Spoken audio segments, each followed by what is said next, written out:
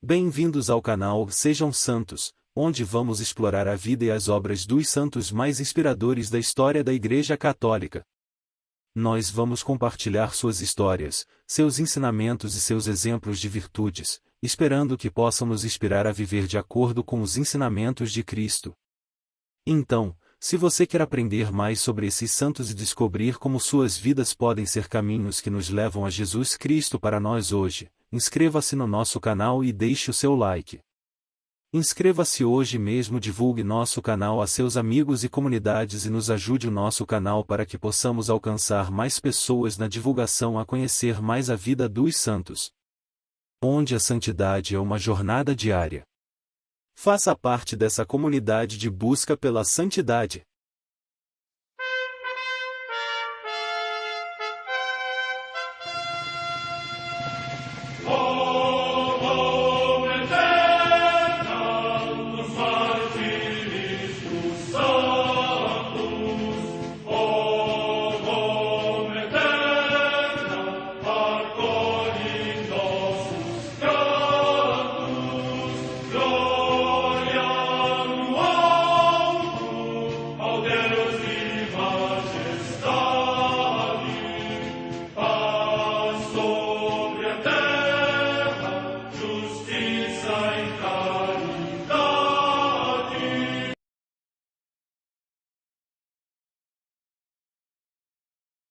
Ler a vida dos santos desperta em nós o desejo de seguir a Cristo.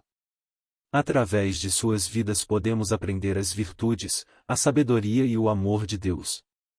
Cada santo nos oferece um modelo de vida a ser imitado, como diz São Paulo na carta aos Hebreus, capítulo 12, versículo 1. Estamos rodeados por uma nuvem de testemunhas. A Igreja foi fundada por nosso Senhor Jesus Cristo não apenas como uma instituição, mas uma autêntica família. Os santos mártires, confessores, doutores, as virgens, os santos pastores e todos os demais santos são realmente nossos irmãos que nos precederam no caminho da fé e já estão no céu, para onde também iremos nós, pela graça de Deus. Portanto, sede santos, assim como o vosso Pai Celeste é santo. Mateus capítulo 5, versículo 48. Hoje, dia 2 de setembro, celebra a Igreja a vida desse grande santo, São Salomão Leclerc. A Santa Madre Igreja celebra também nesse dia os santos. Em Nicomédia, na Bitínia, hoje Smith, na Turquia, São Zenão, mártir. Morte no século III. Em Niceia, também na Bitínia, hoje Smith, na Turquia, Santa Teódota, com seus filhos Evódio, Hermógenes e Calixto, mártires. Morte no século IV. Em Edessa, no Osroene, hoje Sanliurfa, na Turquia, Santo Habib, diácono e mártir, que, no tempo do imperador Licínio, concluiu seu glorioso combate ao ser lançado ao fogo por ordem do governador Lisânias. Morte no ano 322. Em Apameia, na Síria, Santo Antonino, mártir, que era canteiro, segundo a tradição, e foi morto pelos pagãos aos 20 anos de idade por ter destruído seus ídolos, movido pelo ardor da fé. Morte no século IV. Em Tarragona, na Espanha, São Próspero, bispo. Morte entre os séculos IV v. Em Lyon, na Gália, atualmente na França, o sepultamento de São Justo, bispo, que, depois do concílio de Aquileia, renunciou ao episcopado e se refugiou com o leitor São Viador num ermo do Egito, onde viveu alguns anos humildemente com os monges. O seu santo corpo foi trasladado por São Viador para Lyon. Morte no ano 381. No Monte Sorate, junto à Via Flamínia, no Lácio, região da Itália, São Nonoso, abade. Morte no ano 570. Em Autun, na Borgonha, na Odierna, França, São Siagrio, bispo, que nos concílios em que tomou parte foi muito notável pela sua sabedoria e zelo. Morte entre os anos 599 e 600. Em Avignon, na Provença, também na atual França, Santo Agrícola, bispo, que, depois da sua vida monástica na ilha de Lérins, auxiliou seu pai, São Magno, e lhe sucedeu no episcopado. Morte no ano 700. No Piceno, hoje nas Marcas, região da Itália, Santo Eupídio, cujo nome foi adoptado pela cidade onde o seu corpo foi sepultado. Morte entre os séculos XI. Em Pontida, no território de Bérgamo, na Lombardia, região da Itália, os santos Alberto e Vito, monges, o primeiro, preferindo a milícia de Cristo às armas e honras do mundo, construiu na sua cidade um mosteiro com a observância cluniacense. O segundo foi o superior do mosteiro. Morte no ano 1096. Em Skaninge, na Suécia, a beata Ingrid Lofsdottir, que, ficando viúva, ofereceu todos os seus bens para o serviço de Deus, e depois de uma peregrinação à Terra Santa, tomou o hábito monástico da Ordem dos Pregadores. Morte no ano 1282. Em Orriols, na Catalunha, região da Espanha, o beato Exíquio José Baldomero Margina Puigmitjà, religioso da Congregação dos Irmãos das Escolas Cristãs e mártir, que, na violenta perseguição contra a Igreja, foi assassinado em ódio à vida religiosa. Morte no ano 1936. Em Oviedo, nas Astúrias, também da Espanha, o beato José Maria Laguia Puerto, religioso da Ordem dos Pregadores e mártir. Morte no ano 1936. Vida de São Salomão Leclerc. Os santos são homens e mulheres que se entranham profundamente no mistério da oração.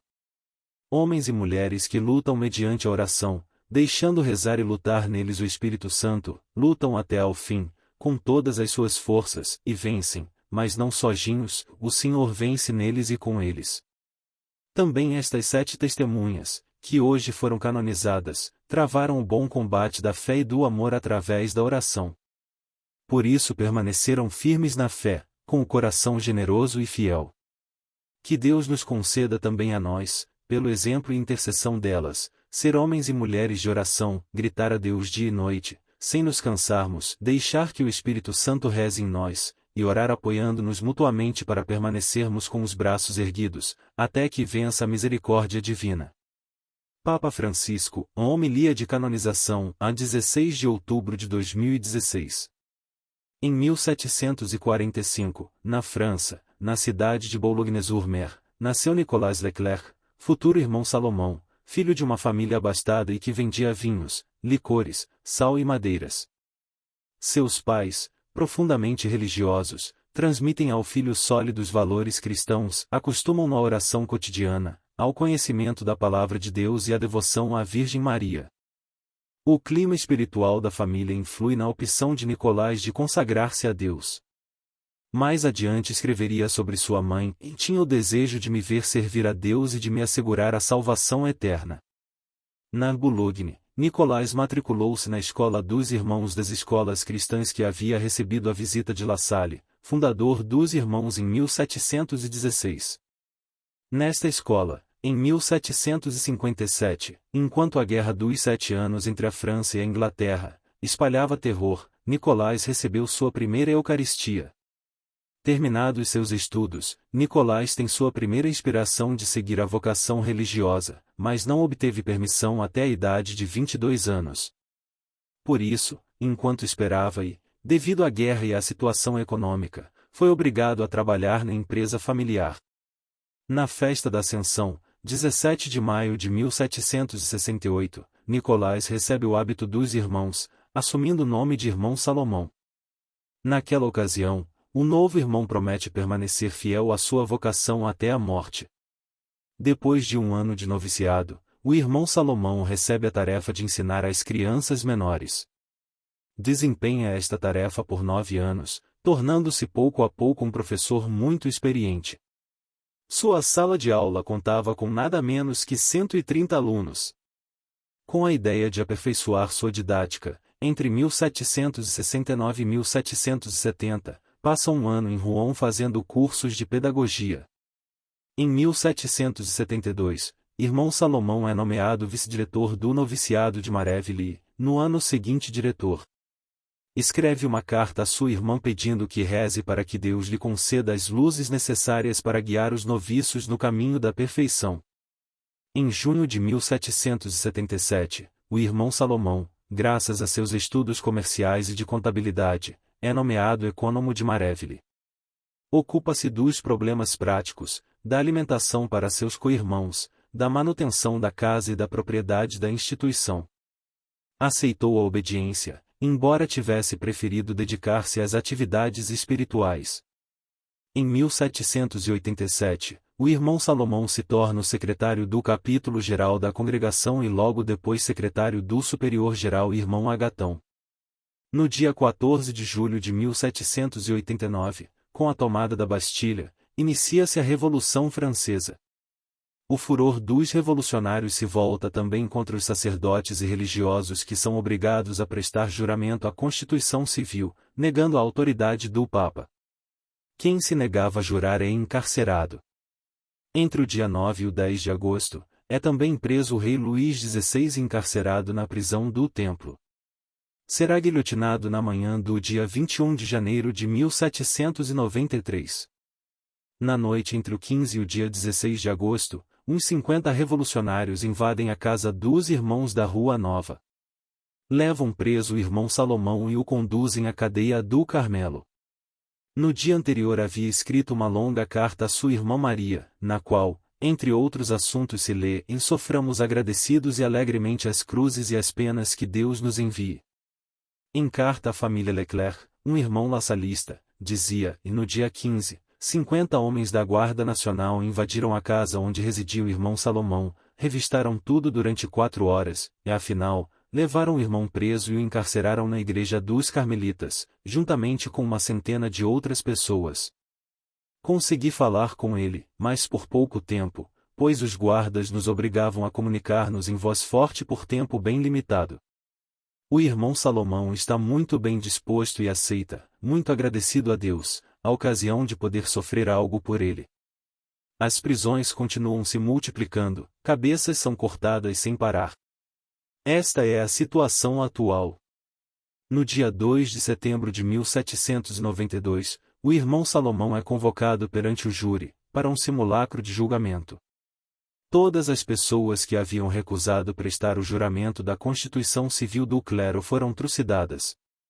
No meio dessa hecatombe, tombou o irmão Salomão Leclerc. Não havia ainda completado 47 anos de vida. O local do massacre foram os jardins e os pátios do convento dos Carmelitas, na porta dos fundos da igreja. Uma simples lápide de mármore recorda o fato, acontecido a 2 de setembro de 1792, com os dizeres em latim: em aqui foram trucidados. O milagre para obter sua canonização foi o caso de Maria Alejandra Hernandes, venezuelana. Em 2007, ao jogar perto do orfanato onde vivia, foi mordida por uma serpente venenosa. Conduzida ao hospital, não tinham expectativas de salvar sua vida, os médicos pensavam em amputar a perna e, mesmo assim, informaram as servas do Santíssimo Sacramento, que dirigiam o orfanato, só um milagre poderia salvá-la. As irmãs, juntamente com suas crianças, começaram a rezar na capela onde mantinham uma imagem do Beato Salomão, onde os lasallistas tinham uma casa de formação. Depois de 2 horas que as freiras e os órfãos começaram a rezar, a perna de Maria Alejandra recuperou a cor e, em pouco tempo, ela se recuperou. O Beato Salomão Leclerc foi canonizado pelo Papa Francisco em 16 de outubro de 2016. São Salomão Leclerc, rogai por nós.